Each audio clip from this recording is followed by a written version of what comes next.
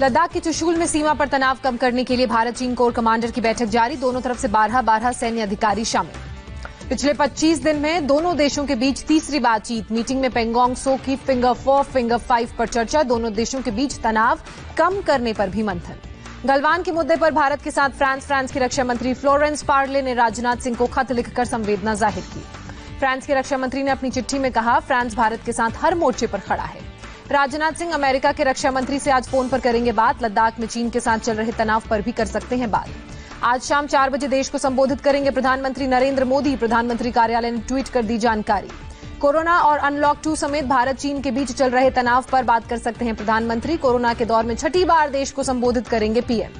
चीन के खिलाफ मोदी सरकार का बड़ा फैसला, 59 चाइनीज ऐप पर बैन लगाया। भारत में चाइनीज ऐप टिकटॉक पर भी लगा बैन। टिकटॉक के 30% यूजर्स सिर्फ भारत में। टिकटॉक के अलावा UC browser, hello, share it पर भी रोक लगी। लाइक क्लब फैक्ट्री पर भी बैन। भारत में वीचैट के अलावा बीगो लाइव और ब्यूटी प्लस ऐप पर भी रोक लगाई गई। न्यूज डॉग और बाइडू मैप पर भी पाबंदी। गूगल प्ले स्टोर और एप्पल प्ले स्टोर से हटाया गया टिकटॉक। भारत में चीन के 59 ऐप बैन कर दिए गए। गृहमंत्री अमित शाह ने की विदेश मंत्री और कॉमर्स मिनिस्टर के साथ मीटिंग। चीन के साथ तनाव के बीच अहम मुद्दों पर चर्चा।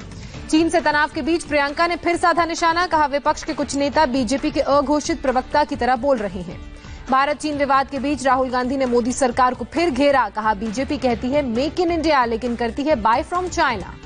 राहुल गांधी ने ग्राफ के जरिए दावा किया, कांग्रेस नेतृत्व वाली यूपीए सरकार के दौरान चीन से आयात कम, जबकि बीजेपी की अगुवाई में एनडीए सरकार के कार्यकाल में चीन से खरीदारी ज्यादा हुई। कनाडा में चीनी दूतावास के बाहर तिब्बती यूथ कांग्रेस कार्यकर्ताओं का प्रदर्शन। प्रदर्शनकारियों ने भारतीय सेना का आभार व्यक्त किया। भारत के साथ खड़ा है तिब्बत के नारे लगाए। कोरोना काल में एलओसी पर नापाक हरकत। पाकिस्तान ने नौगाम में किया सीजफायर का उल्लंघन। मोर्टार भी दागे। भारतीय सेना ने भी दिया मुंहतोड़ जवाब। जम्मू कश्मीर के अनंतनाग में 2 आतंकवादी ढेर मारे गए। सीआरपीएफ जवान की हत्या में शामिल थे आतंकी।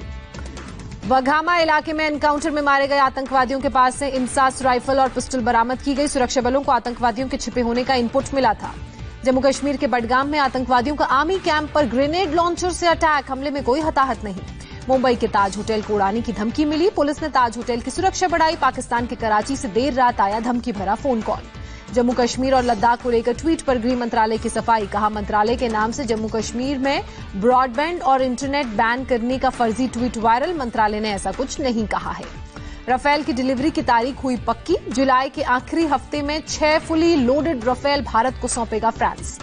देश की पहली कोरोना वैक्सीन तैयार। भारत बायोटेक ने बनाई है कोवैक्सीन। डीसीजीआई से ट्रायल की इजाजत मिली। कोविड की वैक्सीन का जुलाई में शुरू होगा human trial. Bharat biotech pharma company का दावा। कोवैक्सीन के फेज 1 और फेज 2 के ह्यूमन ट्रायल के लिए मिली हरी झंडी। आईसीएमआर के नेशनल इंस्टीट्यूट ऑफ वायरोलॉजी के सहयोग से विकसित की गई है वैक्सीन। सीडीएससीओ के दिशा निर्देशों के तहत योजना को मिली थी मंजूरी।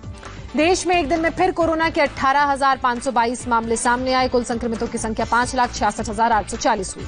देश में कोरोना से 24 घंटे में 418 लोगों की मौत। मरने वालों की संख्या हुई 16,893। देश भर में 2,15,125 से ज्यादा एक्टिव केस। 3,34,822 कोरोना संक्रमित ठीक हुए।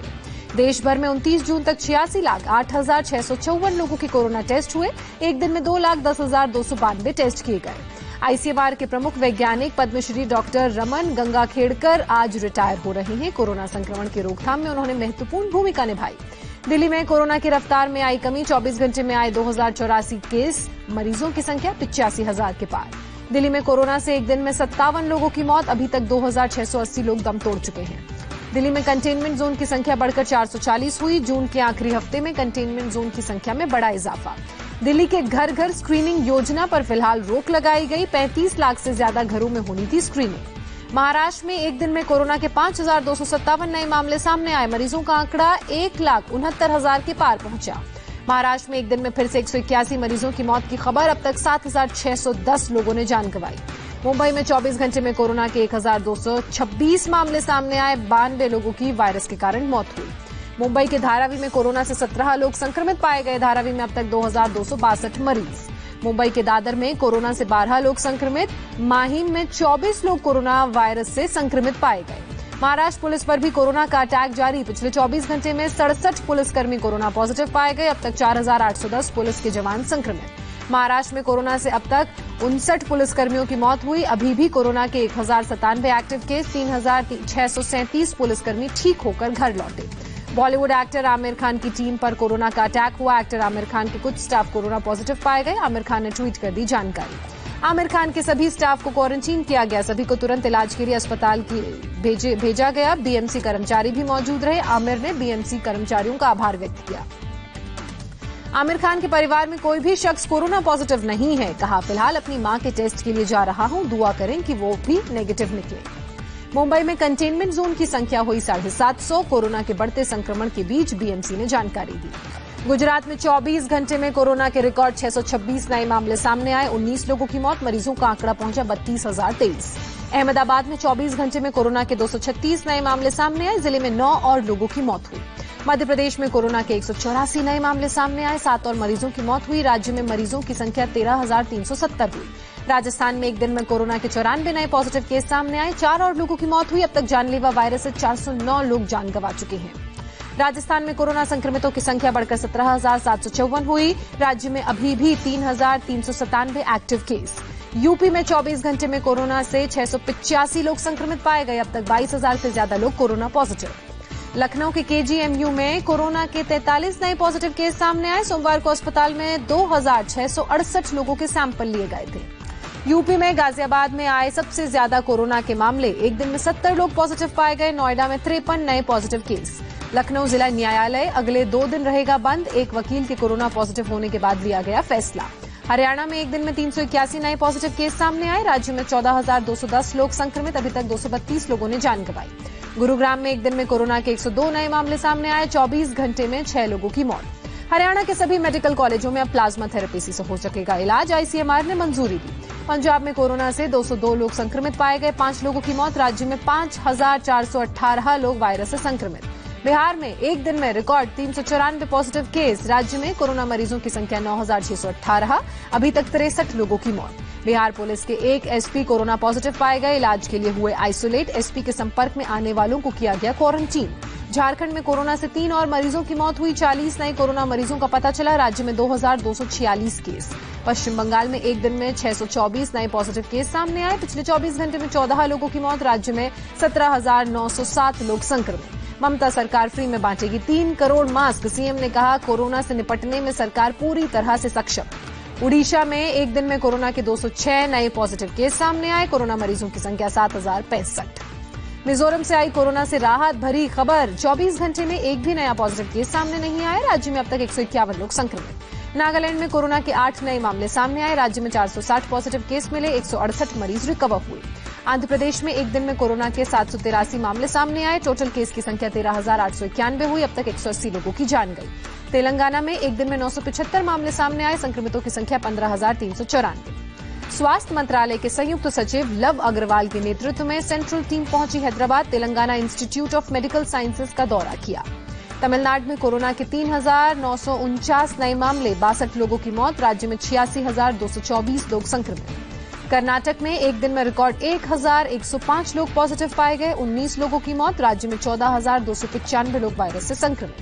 बंगलुरु में कोरोना के बढ़ते संक्रमण के बीच सीएम बीएस येदियुरप्पा की दूसरे दौर की बैठक खत्म हुई। मीटिंग में येदियुरप्पा ने कोरोना मरीजों को लेकर प्राइवेट अस्पतालों के प्रतिनिधियों से बात की।